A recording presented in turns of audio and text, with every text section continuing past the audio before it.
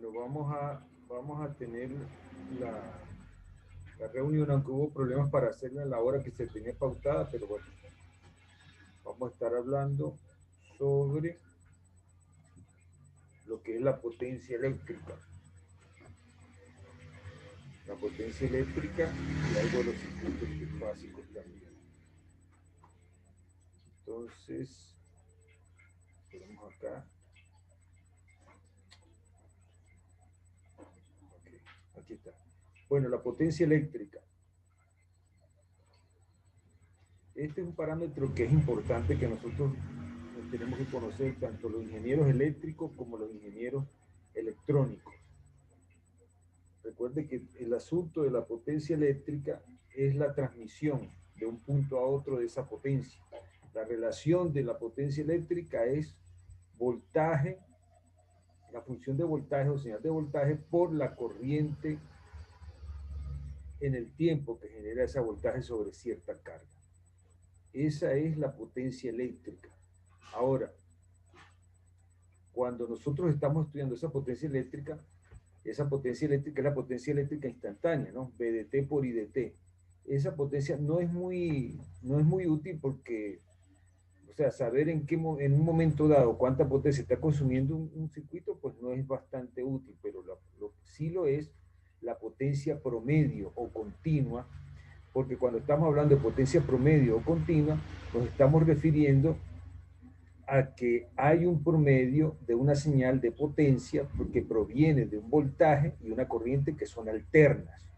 Y ahí sí nosotros nos es de interés porque nosotros estamos manejando continuamente señales alternas, bien sea a nivel de ingeniería eléctrica, con la transmisión de potencia eléctrica desde el generador hasta el usuario final, como nosotros, los ingenieros electrónicos, en la parte de comunicaciones, vamos a estar transmitiendo potencia y lo vamos a estar haciendo sobre las señales alternas porque en el fondo cualquier señal que nosotros estemos transmitiendo, acuérdense que por teorema de Fourier, por el teorema de Fourier, cualquier señal puede ser decompuesta en la sumatoria de señales alternas, cosenoidales o senoidales. Entonces, de ahí que la potencia promedio sí es un concepto que para nosotros nos es útil.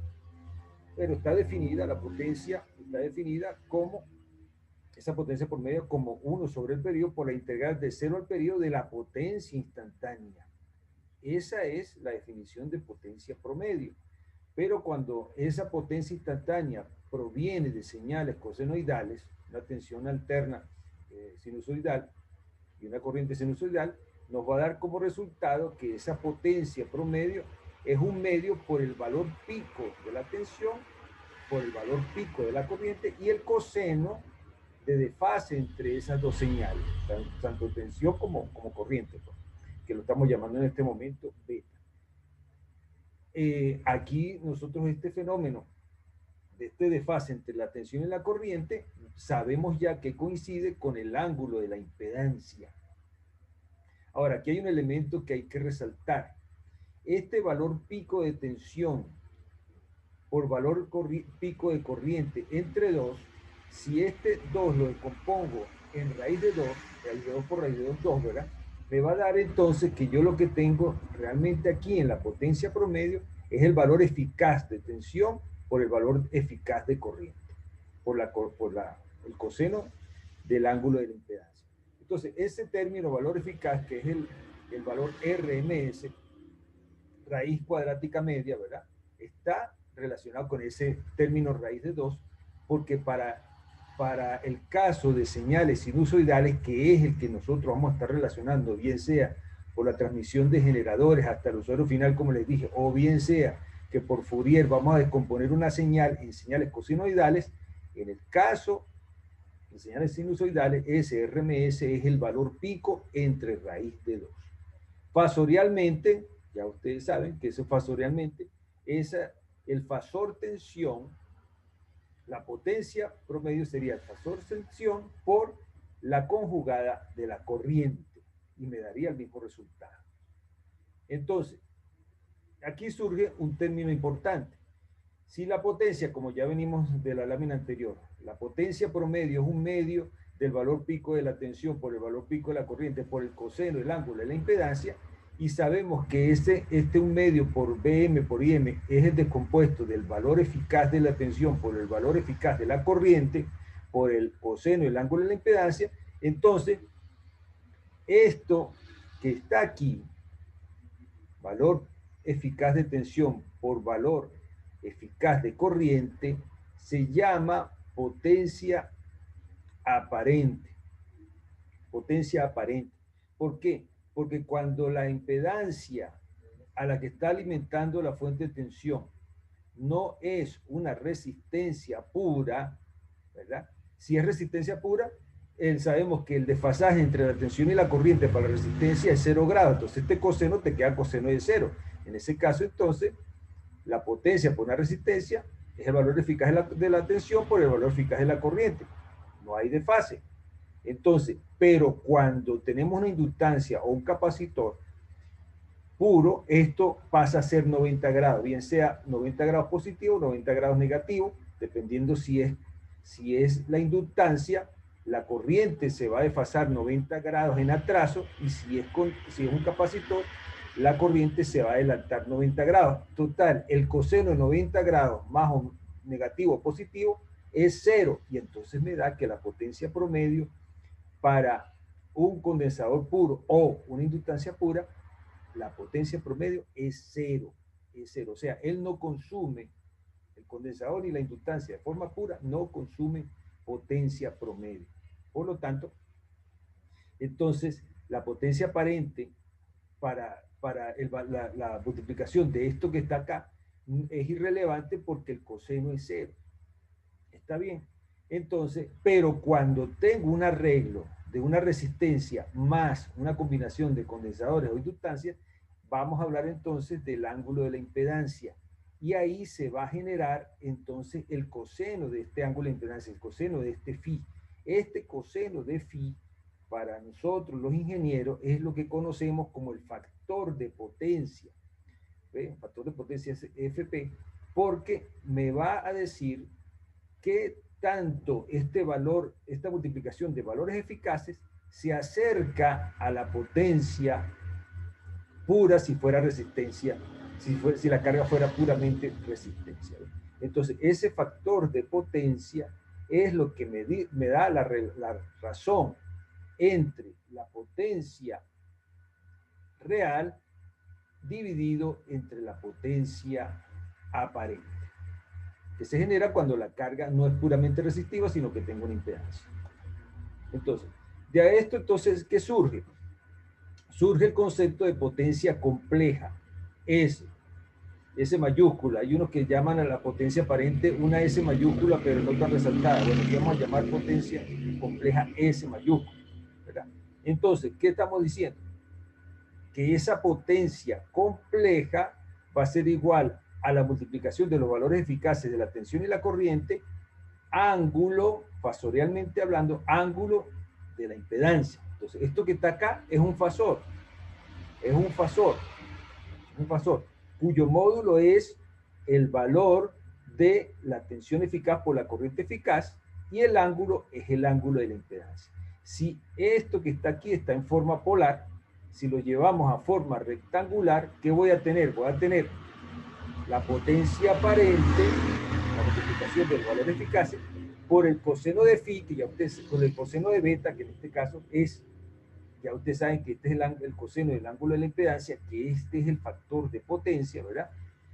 Más J, estamos dando ya la forma rectangular de esta forma polar, de la potencia aparente por el seno de ese ángulo de la impedancia. Entonces, ¿cómo se llama este término?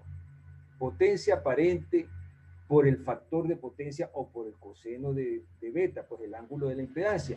Esto se llama potencia real. Y es la potencia P. Entonces, la potencia compleja es igual a la potencia real, P, o activa, también se le conoce, ¿verdad? Más J, aquí viene una potencia imaginaria, que sería la potencia aparente, la multiplicación de los valores eficaces de tensión y corriente por el seno del ángulo de la impedancia. Esto sería la potencia imaginaria, y se conoce como la potencia reactiva, porque esta potencia es la que proviene de la inductancia del capacitor o de arreglos de ellos. Entonces, la potencia compleja es igual a la potencia aparente por el factor de potencia, y la potencia reactiva es la potencia aparente por el seno del ángulo de la impedancia. Y puede estar en adelanto o en atraso.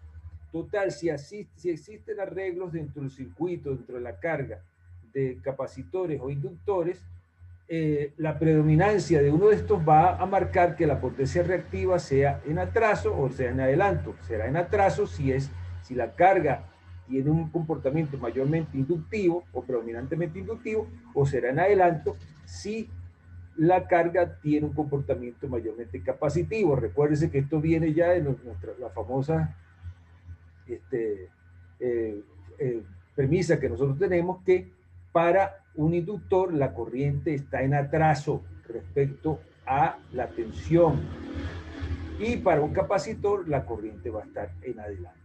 Y esto ya ustedes saben que eso viene de la definición de la relación tensión-corriente, tanto para el capacitor como el inductor, porque no pueden haber cambios bruscos de la tensión para un condensador y no pueden haber cambios bruscos en la corriente para un inductor. ¿Ok? Entonces,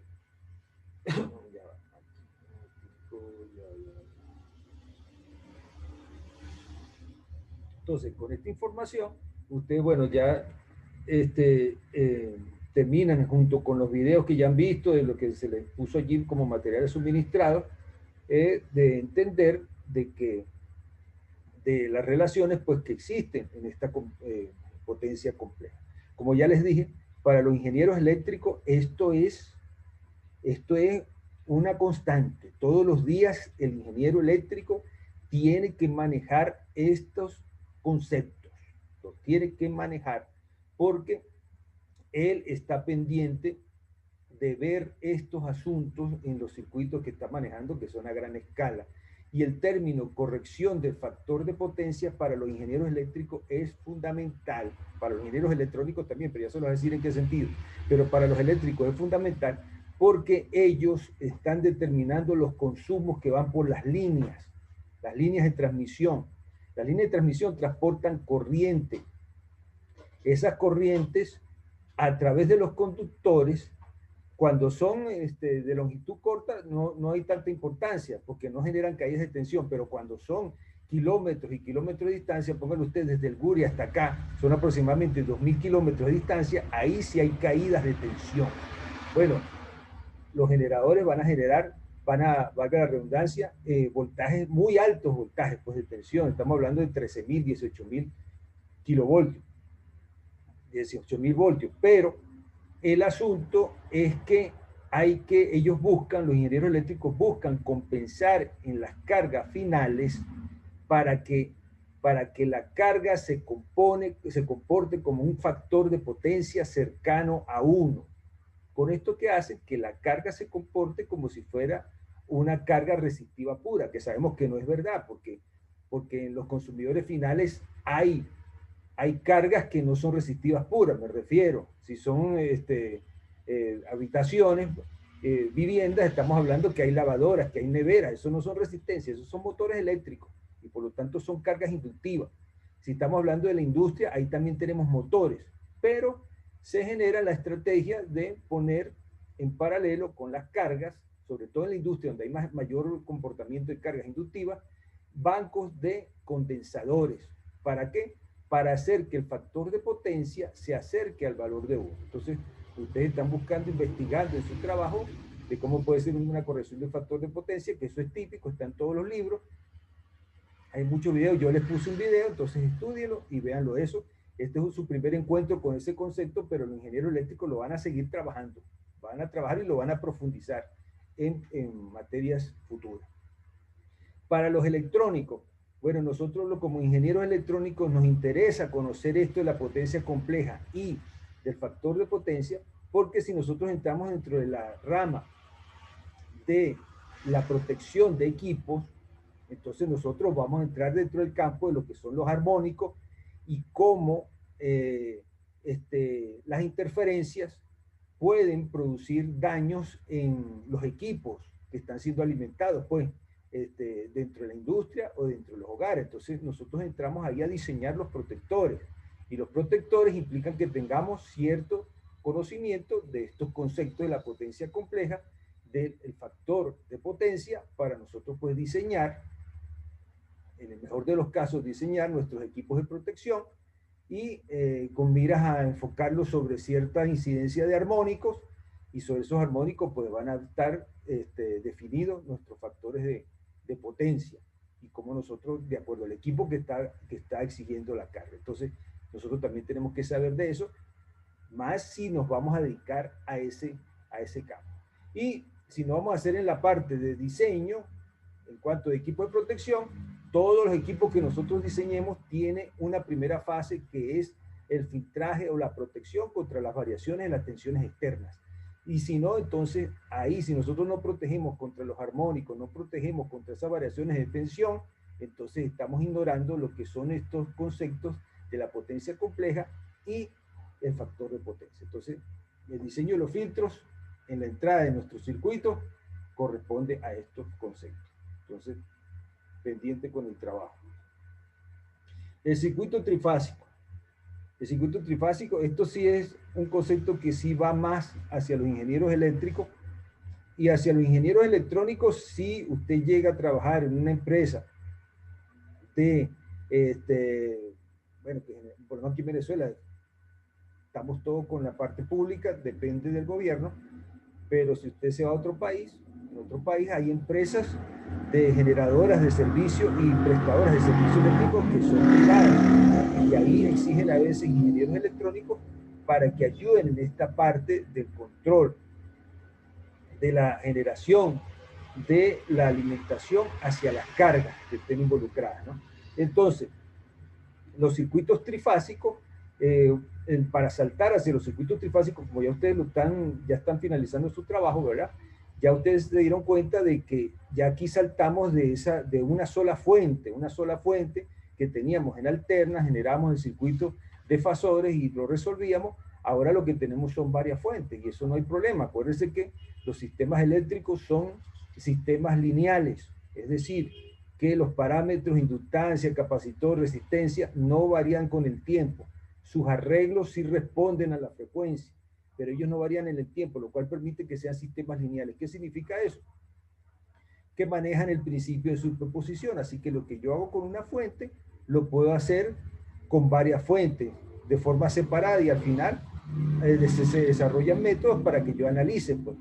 En el caso de los circuitos trifásicos, lo que tenemos son 3 fuentes que tienen una característica muy particular. Están desfasadas 120 grados porque por construcción del generador, esas son las tensiones que se producen para alimentar a la carga. ¿Ok? Entonces, de acuerdo a eso, como son 3 tensiones las que se generan, desfasadas 120 grados, entonces la carga en esas 3 tensiones puede estar conectado en delta o en estrella, cosa que ustedes ya vieron en circuitos 1, de cómo pasar de una carga, transformarla de delta a estrella y de estrella a delta. Aquí es donde tiene aplicación esa configuración. Entonces, cuando nosotros analizamos cómo es la corriente de línea y la corriente de fase, de acuerdo a la carga, pues nos damos cuenta que en el caso de una configuración que esté en estrella, la corriente de línea, que es la que va a alimentar a la carga, la que viene del generador, y la corriente de fase, que es la que pasa por una de los ramales de la carga, coinciden, son la misma. Entonces, ese es un ejemplo típico que está en todos los libros, y por cierto que yo les mandé a que ustedes investigaran uno de esos ejercicios básicos y lo estudiaran y lo transcribieran pues a su puño y letra. Ahora, ¿por qué? Porque algunos me pueden decir, oye, profesor, ¿y si las cargas están desbalanceadas? Bueno, como les estoy poniendo aquí en esta lámina, el estudio del ingeniero eléctrico es precisamente buscar acercar esos 3 ramales de carga que están conectados al generador, bien sea en estrella o en delta, buscar balancearlos, porque si no, entonces vamos a tener corrientes de línea que van a estar no solamente desfasados, sino también van a tener valores distintos de amplitud y eso va a ocasionar otro tipo de problemas. Entonces, para que no se ocasionen esos problemas, el ingeniero eléctrico busca balancear los sistemas. Y si tenemos un sistema balanceado, surge un concepto para los ingenieros eléctricos, grábenselo, aquí se los presento por primera vez, pero lo van a manejar, es fundamento de su ingeniería eléctrica, el diagrama unifiliar. ¿Qué significa un diagrama unifiliar? Bueno, que si yo tengo un generador en estrella que me genera las tres fuentes, los tres voltajes de pasado 120 grados, pero la carga está balanceada, entonces yo puedo agarrar y en vez de analizar los tres circuitos, puedo tomar un solo circuito, o sea, un diagrama unifiliar, y de ahí hacer el análisis válido para los otros circuitos. Entonces, ese diagrama unifiliar, el ingeniero eléctrico lo aprende a hacer, lo aprende a determinar, y cuando llega a un sitio, lo primero que hace es el diagrama unifiliar. Además de que cuando la alimentación viene desde el generador hasta la carga, vienen tres tensiones, pero cuando tú la tomas hacia una vivienda o hacia un sector, ¿verdad? Vas a tomar una fase o vas a tomar dos fases. Cuando sean dos fases, vas a tratar de hacerlo que esté balanceado para que al final lo analices como un diagrama unifiliar. Entonces, es un concepto que van a manejar los ingenieros eléctricos.